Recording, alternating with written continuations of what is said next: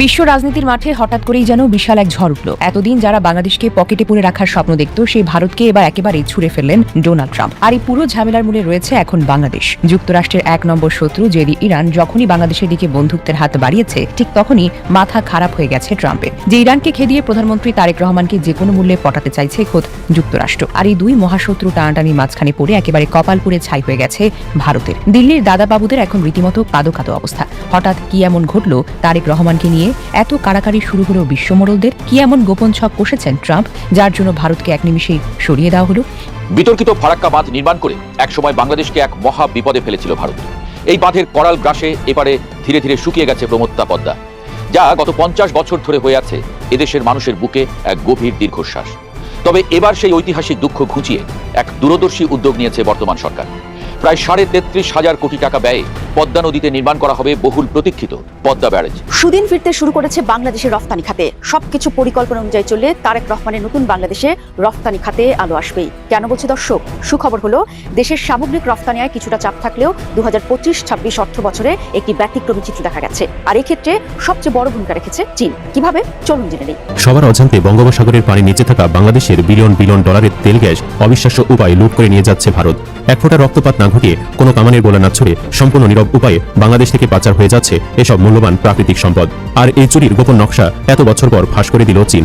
বিগত ১৭ বছর ধরে শেখ হাসিনা সরকারের প্রকাশ্যে এবং গোপন প্রশ্রয়ে এই সম্পদ বাংলাদেশ থেকে চুরি করে নিয়ে গেছে প্রতিবেশী ভারত। কিন্তু হাসিনা সরকার কখনোই মুখ খুলেনি, শুধুমাত্র ক্ষমতায় টিকে থাকতে।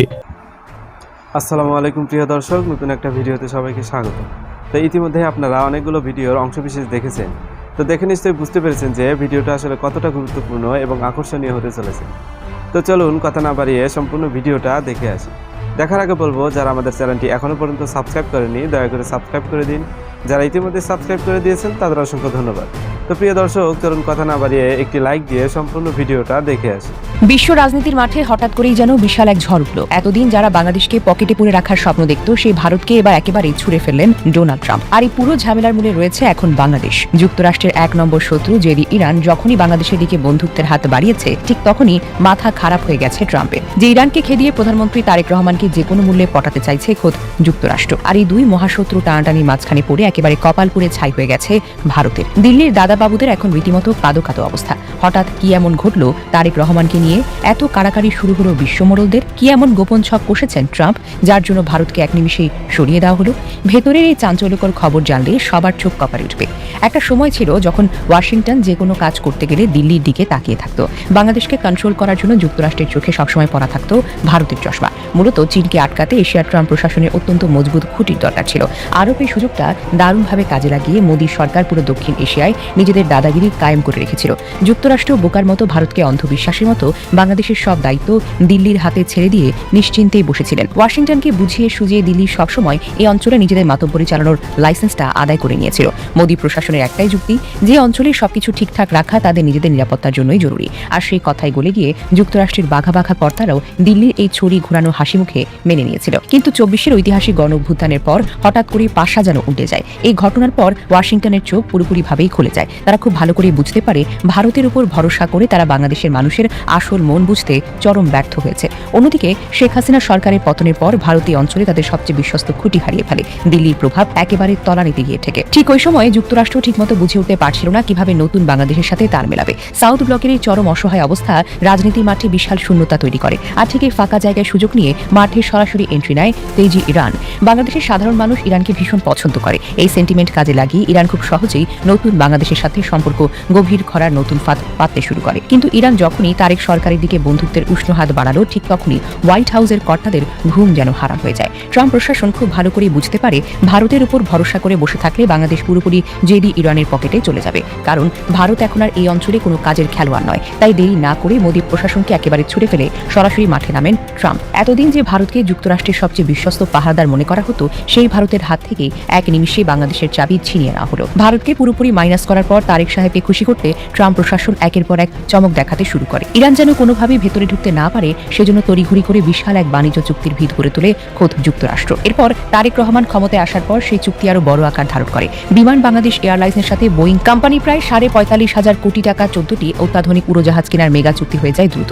পর্দার আড়ালে প্রতিরক্ষা ও সামরিক সহযোগিতার বড়সড় বোঝাপড়াও চলে সমান্তরে। এত বড় মেগা প্রজেক্ট আর চুক্তির বহর দেখে সাউথ ব্লকের বাবুরা দিনে দুপুরে চোখে অন্ধকার দেখতে শুরু করেন। তারা বুঝতে পারেন বাংলাদেশের মাটি থেকে তাদের একেবারে ঘোল খাইয়ে বিদায় করা হচ্ছে। প্রশ্ন হলো, ট্রাম্প কেন ইরানকে এত ভয় পাচ্ছেন? এর পেছনের সবচেয়ে বড় কারণ হলো বঙ্গোপসাগর। যুক্তরাষ্ট্রের ইন্দো প্যাসিফিক কৌশলের জন্য বঙ্গোপসাগরের নিয়ন্ত্রণ নিজেদের হাতে রাখা সবচাইতে বেশি জরুরি। বঙ্গোপসাগর নিয়ন্ত্রণ একবার হাতছাড়া হয়ে গেলে এশিয়ায় যুক্তরাষ্ট্রের সব প্রভাব তাসের ঘরের মতো ভেঙে পড়বে। আর ঠিক এই জায়গাতেই ইরান নিজেদের শক্ত অবস্থান তৈরির চেষ্টা করছিল গোপনে। তাই ট্রাম্প এখন মোদী সরকারের কোনো পরোয়া করছেন না। ইরানকে আটকাতে যুক্তরাষ্ট্র এখন যে কোনো মূল্যে তারেক সরকারের হাতে সম্পর্ক মজবুত করতে চাইছে। আর এই কঠিন কাজ করতে গিয়ে ভারতের নিজস্ব স্বার্থকে একেবারে ছুঁড়ে ফেলে দেওয়া হয়েছে। দিল্লির দাদাবাবুরা এতদিন ভাবতেন তারা যা বলবেন ওয়াশিংটন ঠিক তাই হাসি মুখে মেনে নেবে, কিন্তু মোদী সরকার এখন দেখতে পাচ্ছে আসল চিত্র একদম ভিন্ন রকম।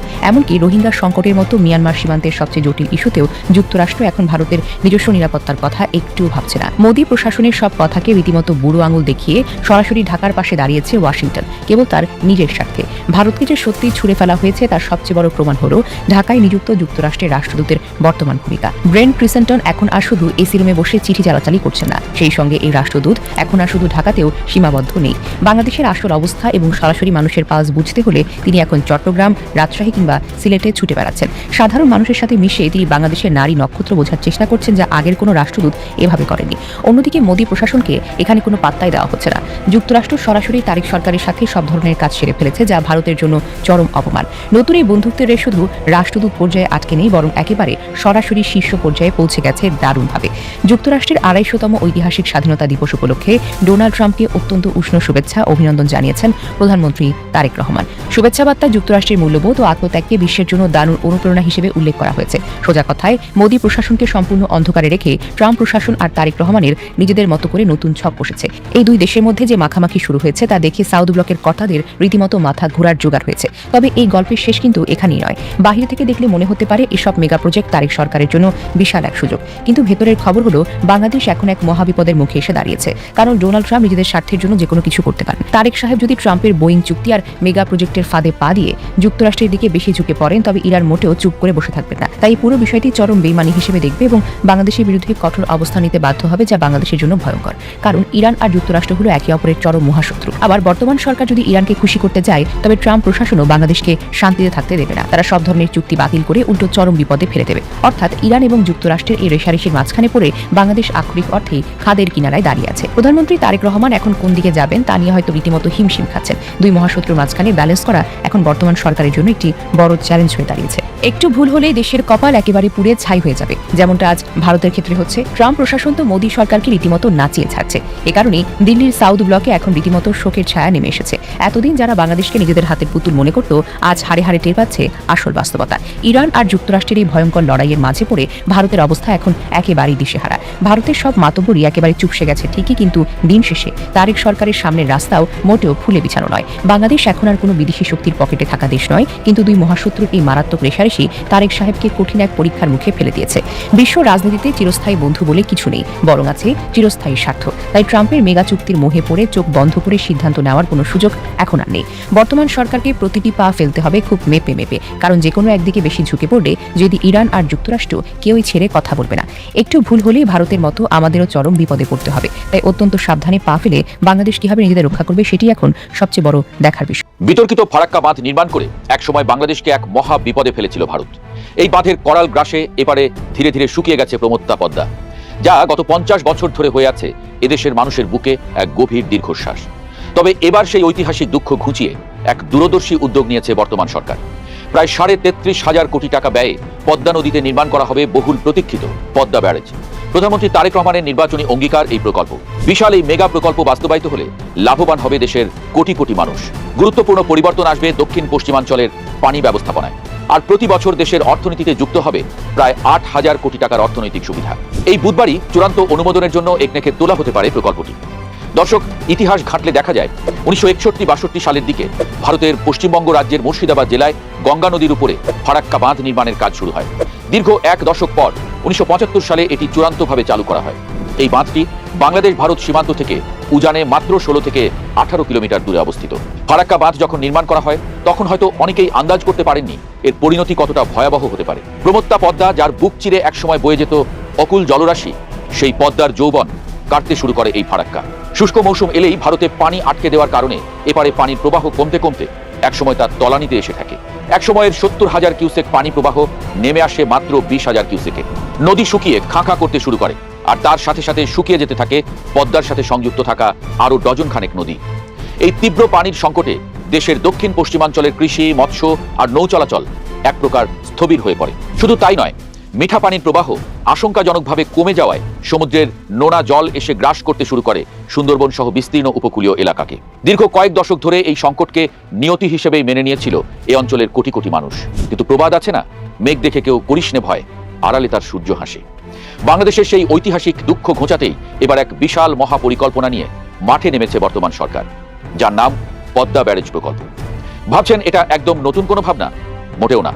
এর আগে 2002 সালে তৎকালীন বিএনপি সরকার এটি নিয়ে জোরে সোরে তোড়জোড় শুরু করেছিল, কিন্তু নানা রাজনৈতিক টানাপোড়েন আর অর্থায়নের অভাবে ফাইলবন্দি থেকে যায় সেই স্বপ্ন। অবশেষে দীর্ঘ পরীক্ষা নিরীক্ষা, সম্ভাব্যতা যাচাই আর আধুনিক নকশা প্রণয়নের সব চড়াই উত্তরাই পার হয়ে আলোর মুখ দেখতে যাচ্ছে এই মেগা প্রকল্প।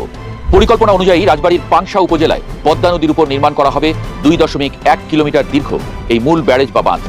এটি কোনো সাধারণ বাঁধ নয়, এটি হবে আধুনিক সিভিল ইঞ্জিনিয়ারিং এর এক অনন্য নিদর্শন। এতে থাকবে 78টি স্পিলওয়ে, 18টি আন্ডারস্লুইস আর মাছের অবাধ যাতায়াতের জন্য 2টি ফিশ পাস। এই বিশাল ব্যারেজের মূল জাদুটা লুকিয়ে আছে এর পানি ধারণ ক্ষমতায়। অতিরিক্ত কোনো জমি অধিগ্রহণ ছাড়াই নদীর বুকেই তৈরি হবে 165 কিলোমিটার দীর্ঘ এক বিশাল প্রাকৃতিক জলাধার, যা প্রায় 290 কোটি ঘনমিটার পানি ধরে রাখতে পারবে। বর্ষাকালের উদ্বৃত্ত পানি এখানে জমিয়ে রাখা হবে, আর যখন জানুয়ারি থেকে মে মাসের শুষ্ক মৌসুমে চারপাশ শুকিয়ে কাঠ হয়ে যাবে, তখন এই জমানো পানি নিয়ন্ত্রিত উপায়ে ছেড়ে দেওয়া হবে। এই মিষ্টি পানির ছোঁয়ায় পুনরুজ্জীবিত হবে দক্ষিণ পশ্চিমাঞ্চলের মরণাপন্ন 5টি নদী: হিসনা মাথাভাঙা, গড়াই মধুমতি, চন্দনা বারাসিয়া, বড়াল ও ইছামতি। শুধু তাই নয়, গোদাগাড়ি পাম্প হাউস, জিকে সেচ প্রকল্প আর রূপপুর পারমাণবিক বিদ্যুৎ কেন্দ্রের মতো গুরুত্বপূর্ণ জাতীয় স্থাপনাগুলো শুষ্ক মৌসুমেও পাবে তাদের প্রয়োজনীয় পানির শতভাগ নিশ্চয়তা। এই মেগা প্রকল্পের উপকারভোগী হবে দেশের মোট ভৌগোলিক এলাকার প্রায় 37%। 4টি বিভাগের 26টি জেলার 163টি উপজেলা এর আওতাভুক্ত হলেও প্রথম পর্যায়ে সরাসরি উপকৃত হবে 19টি জেলার 120টি উপজেলার মানুষ। বৃহত্তর কুষ্টিয়া, ফরিদপুর, যশোর, খুলনা, বরিশাল, পাবনা ও রাজশাহী অঞ্চলের প্রায় 28,80,000 হেক্টর চাষযোগ্য জমিতে সারা বছর সেচের পানির আর কোনো অভাব থাকবে না। আর মাঠে পানি থাকলে সোনা ফলে, সে তো আমরা সবাই জানি। হিসাব কষে দেখা গেছে এই প্রকল্পের ফলে প্রতি বছর ধানের উৎপাদন বাড়বে প্রায় 24 লাখ টন, আর নদীনালা পুনরুজ্জীবিত হওয়ায় মাছের উৎপাদন বাড়বে 2.34 লাখ টন। সব মিলিয়ে দেশের জিডিপিতে সরাসরি 0.45% প্রবৃদ্ধি যোগ হবে। তবে চমকের গল্প এখানেই শেষ নয়। এই ব্যারেজটি শুধু পানি ধরে রাখবে না, এটি একটি বহুমুখী মেগা স্ট্রাকচার হিসেবে কাজ করবে। ব্যারেজের উপরের ডেক বা করিডোরকে ব্যবহার করা হবে সড়ক যোগাযোগ, উচ্চ ক্ষমতা সম্পন্ন বিদ্যুৎ সঞ্চালন লাইন এবং গ্যাস পাইপলাইন স্থাপনের পথ হিসেবে। আর পানির এই তীব্র স্রোতকে কাজে লাগিয়ে তৈরি করা হবে 2টি জলবিদ্যুৎ কেন্দ্র, যা থেকে জাতীয় গ্রিডে যোগ হবে 113 মেগাওয়াট সম্পূর্ণ পরিবেশ বান্ধব বিদ্যুৎ। এমনকি ভবিষ্যতে নদীর 2 তীরে সৌরবিদ্যুৎ প্যানেল বসিয়ে আরও কয়েকশো মেগাওয়াট গ্রিন এনার্জি উৎপাদনের স্বপ্নও দেখছেন বিশেষজ্ঞরা। একই সাথে ভূমি উন্নয়ন কার্যক্রমের মাধ্যমে নদীর পাড়ে গড়ে উঠবে 7টি আধুনিক স্যাটেলাইট শহর এবং প্রায় 1.5 লাখ পরিবারের জন্য নাগরিক সুবিধা সম্পন্ন গ্রামীণ টাউনশিপ। প্রকল্প নির্মাণকালীন সময়ে প্রায় 47,000 মানুষের কর্মসংস্থান হবে, আর দীর্ঘমেয়াদে সরাসরি ও পরোক্ষভাবে সৃষ্টি হবে 9,27,000 স্থায়ী কর্মসংস্থান। আর সবচেয়ে বড় স্বস্তি আসবে আমাদের পরিবেশের উপর। মিষ্টি পানির প্রবাহ বৃদ্ধির ফলে সাতক্ষীরা, খুলনা ও বাগেরহাটের নোনা পানির অনুপ্রবেশ দূর হবে, ফলে চিরতরে প্রাণে বেঁচে যাবে আমাদের প্রাকৃতিক ফুসফুস সুন্দরবন। এত সব আশার বাণী শোনার পর মনে প্রশ্ন জাগতেই পারে, এই বিশাল কর্মযজ্ঞের খরচ কত? হ্যাঁ, এই মহাপরিকল্পনা বাস্তবায়ন করতে প্রথম পর্যায়ে খরচ ধরা হয়েছে 33,474 কোটি 45 লাখ টাকা। আর পুরো প্রকল্প শেষ করতে মোট প্রাক্কলিত ব্যয় হতে পারে 50,443 কোটি টাকা, যা সম্পূর্ণ সরকারি তহবিল থেকে মেটানো হবে। বিশ্ব অর্থনৈতিক চাপের এই সময়ে এত বড় অঙ্কের টাকা খরচ করা নিয়ে কিছুটা সংশয় তৈরি হলেও বিশেষজ্ঞরা বলছেন এটি কেবল একটি সাধারণ অবকাঠামো নয়, এটি বাংলাদেশের পানি ও খাদ্য নিরাপত্তার দীর্ঘমেয়াদী কৌশলগত সমাধান। কারণ এখান থেকে প্রতি বছর সামাজিক ও অর্থনৈতিক সুবিধা বাবদ দেশ ফেরত পাবে প্রায় 8,000 কোটি টাকা। 2026 থেকে 2033 সালের মধ্যে এই স্বপ্নের শতভাগ বাস্তবায়ন দেখতে চায় সরকার। শত প্রতিকূলতার মাঝেও পদ্মা ব্যারেজ এখন আর কেবল কাগজের নকশা নয়, এটি কোটি মানুষের ভাগ্য বদলানোর এবং ফারাক্কার দুঃখ ঘুচিয়ে বাংলাদেশকে জলবায়ু ও অর্থনৈতিকভাবে ঝুঁকিমুক্ত করার এক অদম্য প্রত্যয়। সুদিন ফিরতে শুরু করেছে বাংলাদেশের রফতানি খাতে। সবকিছু পরিকল্পনা অনুযায়ী চললে তারেক রহমানের নতুন বাংলাদেশে রফতানি খাতে আলো আসবেই। কেন বলছি দর্শক? সুখবর হলো দেশের সামগ্রিক রফতানি আয় কিছুটা চাপ থাকলেও 2025-26 অর্থ বছরে একটি ব্যতিক্রমী চিত্র দেখা গেছে। আর এই ক্ষেত্রে সবচেয়ে বড় ভূমিকা রেখেছে চীন। কিভাবে? চলুন জেনে নিই। দর্শক, সদ্য বিদায়ী অর্থ বছরে চীনের রফতানি বেড়ে 821 মিলিয়ন মার্কিন ডলারে পৌঁছেছে, যা আগের বছরের তুলনায় 18.24% বেশি। রফতানি উন্নয়ন ব্যুরো ইপিবি সূত্রে জানা যায়, গত 5 অর্থ বছরের মধ্যে এটি সর্বোচ্চ রফতানি আয়। 2021-22 অর্থ বছরে যেখানে রফতানি ছিল 683 মিলিয়ন ডলার, সেখানে 2025-26 অর্থ বছরে তা বেড়ে 821 মিলিয়ন ডলারে পৌঁছেছে। অর্থাৎ 5 বছরে মোট 138 মিলিয়ন ডলার বা 20.16% প্রবৃদ্ধি অর্জিত হয়েছে। 2025-26 অর্থ বছরে বাংলাদেশের মোট রফতানি আয় দাঁড়িয়েছে 48 বিলিয়ন মার্কিন ডলার, যা আগের অর্থ বছরের 48.28 বিলিয়ন ডলার থেকে 0.58% কম। বাংলাদেশের সবচেয়ে বড় রফতানি বাজার দীর্ঘ সময় ধরে যুক্তরাষ্ট্র, ইউরোপীয় ইউনিয়ন। অন্যদিকে চীন মূলত বাংলাদেশের সবচেয়ে বড় আমদানি উৎস। অর্থাৎ দুই দেশের বাণিজ্যে বরাবরই বড় ধরনের ভারসাম্যহীনতা ছিল। বাংলাদেশ চীন থেকে বছরে কয়েক বিলিয়ন ডলারের পণ্য আমদানি করলেও সেখানে রফতানি ছিল তুলনামূলক খুবই কম। এই অবস্থায় চীনের বাজারে রফতানি বাড়া শুধু একটি পরিসংখ্যান নয়, এটি দুই দেশের বাণিজ্য সম্পর্কে নতুন সম্ভাবনার ইঙ্গিত দেয়। বিশ্লেষকদের মতে চীনের বাজারে তৈরি পোশাক, নিটওয়্যার, চামড়াজাত পণ্য, কৃষিপণ্য, পাটজাত পণ্যের চাহিদা বৃদ্ধি, শুল্ক সুবিধার কার্যকর ব্যবহার, উৎপাদন সক্ষমতা বৃদ্ধি ও নতুন ক্রেতা যুক্ত হওয়ায় এই প্রবৃদ্ধি সম্ভব হয়েছে। এছাড়া রফতানিকারকদের মান উন্নয়ন ও প্রতিযোগিতামূলক মূল্য নির্ধারণও ইতিবাচক ভূমিকা রেখেছে। তবে চীনের বাজারের বিশাল আকার ও শতভাগ শুল্কমুক্ত সুবিধার কথা বিবেচনা করলে বাংলাদেশের বর্তমান রফতানির পরিমাণ এখনো খুবই কম। ফলে এ বাজারে রফতানি উল্লেখযোগ্যভাবে বাড়ানোর জন্য রয়েছে বিপুল সম্ভাবনা ও সুযোগ। আর এই সুযোগ বাংলাদেশকে কাজে লাগাতেই হবে। প্রধানমন্ত্রী তারেক রহমান দায়িত্ব নিয়ে চীনের সাথে সম্পর্ক উন্নয়নে বিশেষ জোর দিয়েছেন। বাংলাদেশকে বিভিন্ন খাতে সহযোগিতার আশ্বাস দিয়েছে বেইজিং। অন্যান্য খাতের মতো বাণিজ্যকে বরাবরই অগ্রাধিকার দেওয়া হয়েছে। দুই দেশের দ্বিপাক্ষিক বাণিজ্যের সামগ্রিক চিত্রে সেটাই ফুটে উঠেছে। দর্শক, বাংলাদেশ ব্যাংকের সবশেষ তথ্য অনুযায়ী 2024-25 অর্থ বছরে চীন থেকে বাংলাদেশ 1820 কোটি ডলারের পণ্য আমদানি করেছে। আধুনিক জেনারেল হাসপাতাল ও উন্নত প্রযুক্তি এবং অভিজ্ঞ চিকিৎসক দলের নিরলস প্রচেষ্টায় আমরা আছি আপনার পাশে। ডেল্টা হাসপাতাল, মায়ের মতোই যত্নশীল। আর রফতানি উন্নয়ন ব্যুরো ইপিবির তথ্য বলছে, একই সময় চীনে বাংলাদেশের রফতানির পরিমাণ ছিল মাত্র 69 কোটি 45 লাখ ডলার। ফলে দুই দেশের মধ্যে বাংলাদেশের বাণিজ্য ঘাটতি দাঁড়িয়েছে 1751 কোটি ডলারে। এখানে সবচেয়ে গুরুত্বপূর্ণ হলো চীনা বাজারে বাংলাদেশি পণ্যের শতভাগ শুল্কমুক্ত প্রবেশাধিকার রয়েছে। 2024 সালের 1 ডিসেম্বর থেকে এই সুবিধা কার্যকর হয়। এর আগে 2020 সালে বাংলাদেশের 97% পণ্য এই সুবিধার আওতায় ছিল। বাংলাদেশের শিল্প উৎপাদন তথা কাঁচামালের অন্যতম প্রধান উৎস চীন। বিশেষ করে তৈরি পোশাক শিল্পে ব্যবহৃত ওভেন, কাপড়, সুতার, রাসায়নিক সহ বিভিন্ন কাঁচামালের বড় অংশে আসে দেশটি থেকে। এছাড়া শিল্পযন্ত্র আমদানির বড় অংশ ও নানাবিধ পণ্য আমদানি করা হয় চীন থেকে। দেশের মোট আমদানির 25%-এরও বেশি আসে দেশটি থেকে। তবে দেশটিতে বাংলাদেশের রফতানি খুবই কম এবং বিলিয়ন ডলারের নিচে। দর্শক, তারপরও দিন শেষে রফতানি বৃদ্ধি কিন্তু ইতিবাচক সংকেত। তবে এই প্রবৃদ্ধি বাংলাদেশের জন্য ইতিবাচক বার্তা হলেও এটিকে স্থায়ী করতে হবে। কারণ চীনে বাংলাদেশের রফতানির বড় অংশই মূলত তৈরি পোশাক খাত নির্ভর। তবে অন্য পণ্যের অংশগ্রহণ এখনো সীমিত, ফলে রফতানি ঝুড়ি এখনো বৈচিত্র্যপূর্ণ নয়। আর তাই শুধু তৈরি পোশাকের উপর নির্ভর না করে উচ্চ মূল্য সংযোজিত পণ্য, কৃষি প্রক্রিয়াজাত পণ্য, ঔষধ ও প্রকৌশল পণ্যের রফতানি বাড়ানোর উপর জোর দিতে হবে। একই সঙ্গে চীনের বাজারে ভোক্তাদের চাহিদা অনুযায়ী নতুন পণ্য উন্নয়ন ও ব্র্যান্ডিং কার্যক্রম জোরদার করা প্রয়োজন। খাত সংশ্লিষ্টদের সঙ্গে কথা বলে জানা যায়, চীনের বিশাল বাজারে বাংলাদেশের রফতানির সম্ভাবনা থাকলেও সেই সুযোগ কাজে লাগাতে হলে কয়েকটি ক্ষেত্রে সমান গুরুত্ব দেওয়া প্রয়োজন। প্রথমত, শুধু স্বল্প মূল্যের প্রচলিত পণ্যের উপর নির্ভর না করে উচ্চ মূল্য সংযোজিত ও প্রযুক্তি নির্ভর পণ্যের রফতানি বাড়াতে হবে। এতে রফতানির বহুমুখীকরণ হবে এবং আন্তর্জাতিক বাজারে বাংলাদেশের প্রতিযোগিতা সক্ষমতা বাড়বে। কৃষি ও খাদ্যপণ্যের রফতানি বাড়াতে হলে আন্তর্জাতিক মান, খাদ্য নিরাপত্তা এবং স্যানিটারি ও ফাইটোস্যানিটারি শর্ত কঠোরভাবে অনুসরণ করতে হবে। বন্দর, কাস্টমস ও লজিস্টিক্স ব্যবস্থার দক্ষতা বাড়ানো অত্যন্ত জরুরি। চীনা আমদানিকারক, পরিবেশক ও খুচরা বিক্রেতাদের সঙ্গে দীর্ঘমেয়াদী বাণিজ্যিক অংশীদারত্ব গড়ে তোলার উদ্যোগ নেওয়া প্রয়োজন। সবশেষে বাংলাদেশকে দেওয়া শতভাগ শুল্কমুক্ত বাজার সুবিধা, দ্বিপক্ষীয় বাণিজ্য কূটনীতি ও সরকারি সহায়তার সর্বোচ্চ ব্যবহার নিশ্চিত করার উপরও গুরুত্ব দিতে হবে। 2025-26 অর্থ বছরে চীনের বাজারে বাংলাদেশের রফতানিতে বড় লাভ নিঃসন্দেহে ইতিবাচক খবর। এটি প্রমাণ করে যে সঠিক নীতি, বাজার সুবিধা ও ব্যবসায়িক সক্ষমতা থাকলে বাংলাদেশের রফতানি নতুন বাজারেও দ্রুত বাড়তে পারে। তবে এই সাফল্যকে স্থায়ী করতে হলে পণ্যের বৈচিত্র্য, মান উন্নয়ন, প্রযুক্তি ব্যবহার এবং বাণিজ্য কূটনীতিকে আরও শক্তিশালী করতে হবে। সামগ্রিক রফতানি আয় বাড়াতে চীনের এই ইতিবাচক ধারা ভবিষ্যতে গুরুত্বপূর্ণ ভূমিকা রাখতে পারে, যদি বাংলাদেশের সুযোগকে দীর্ঘমেয়াদী কৌশলে রূপ দিতে পারে। তো প্রিয় দর্শক, আশা করছি সম্পূর্ণ ভিডিওটা মনোযোগ দিয়ে দেখেছেন। দেখে কি বুঝলেন, কি জানলেন, আপনাদের গুরুত্বপূর্ণ মতামতগুলো আমাদের কমেন্ট বক্সে জানিয়ে দিন। পারলে ভিডিওটা শেয়ার করে অন্যকে দেখার সুযোগ করে দিন। আবারও বলছি, যারা আমাদের চ্যানেলটি এখনও পর্যন্ত সাবস্ক্রাইব করেনি, দয়া করে সাবস্ক্রাইব করে দিন। যারা ইতিমধ্যে সাবস্ক্রাইব করে দিয়েছেন তাদের অসংখ্য ধন্যবাদ। তো প্রিয় দর্শক, আজকের মতো এ পর্যন্তই। দেখা হবে পরবর্তী কোনো নিউজে। ততক্ষণ সবাই ভালো থাকবেন, সুস্থ থাকবেন। আল্লাহ হাফেজ।